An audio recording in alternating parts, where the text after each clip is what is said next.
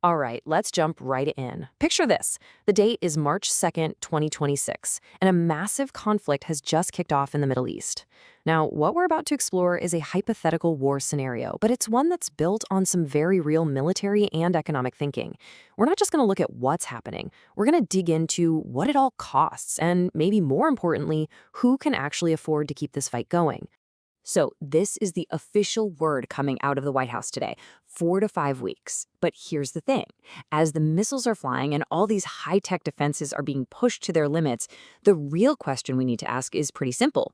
Do the numbers even work? Can the sheer material and economic reality of this new kind of war actually last that long? Or is something else going to run out long before the 4 weeks are up? So, to really get a handle on that challenge, we have to understand just how fast and how big this thing got right from the start. So let's rewind and break down the first 72 hours of this conflict. It all kicked off on February 28th, a massive coordinated air and missile assault by the US and Israel, hitting literally hundreds of targets all across Iran. And, the response was almost instant. By the very next day, strikes were hitting the heart of Tehran, and we started hearing reports that senior Iranian leaders had been killed. And by today, March 2nd, it's already spilled over the borders. We're seeing strikes on Hezbollah in Lebanon.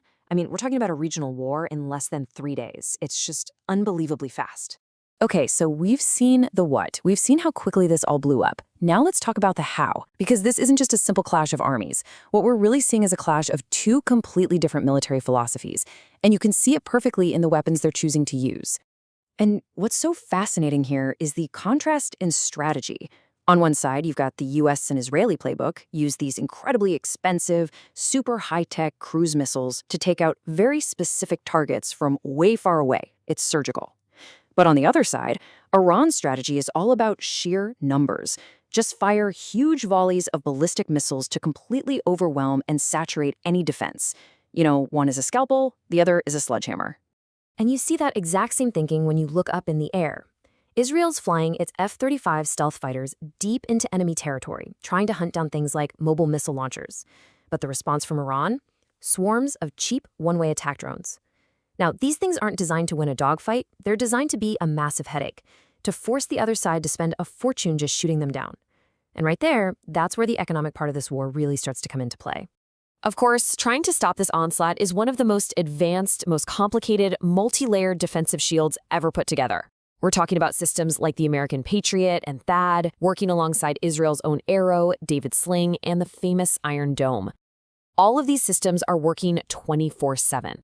Their one job is to create a wall in the sky to stop everything from a super-fast ballistic missile to a slow and steady drone.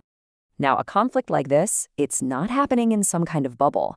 The whole world is watching, and a full-on diplomatic battle is breaking out, with countries scrambling to pick a side and control how this story gets told. And, wow, the reactions could not be more different. You've got Russia immediately calling the first strikes military aggression. China is calling for everyone to calm down, talking about sovereignty. At the same time, the UK and France are condemning Iran's missile attacks.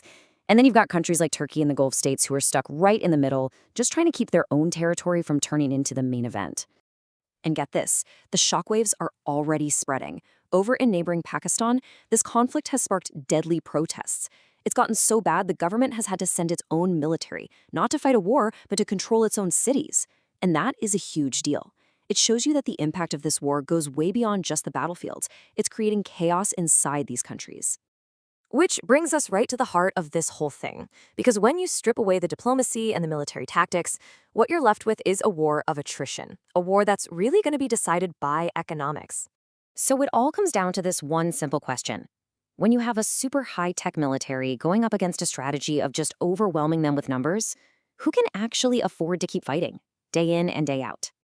Okay, just look at these numbers for a second. They're wild. A single one of those Iranian-style drones might cost, let's say, $30,000. But the Patriot interceptor missile you need to reliably shoot it down, that can cost $3 million. That is a 100-to-1 difference in cost. This is what's called the air defense tax, and it is an absolutely brutal economic burden for the defender.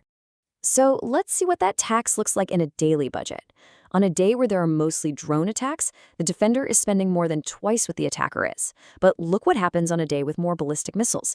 That number jumps to nearly 4 times. The defender is burning through money and precious munitions 3 to 4 times faster than the attacker, just to break even. And this, right here, is the key takeaway of this entire scenario. In this new economic battlefield, the thing you're going to run out of first probably isn't your fighter jets, or your tanks, or even your offensive missiles. It's the limited, incredibly expensive interceptors you need to defend yourself. You can have the best air force on the planet, but if you can't defend your airfields because you've run out of interceptors, that advantage is gone. That stockpile might be the real ticking clock on this entire war.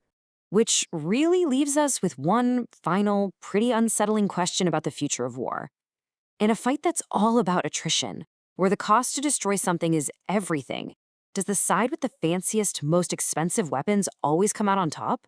Or just maybe, does victory belong to the side that can figure out how to make its enemy go broke first?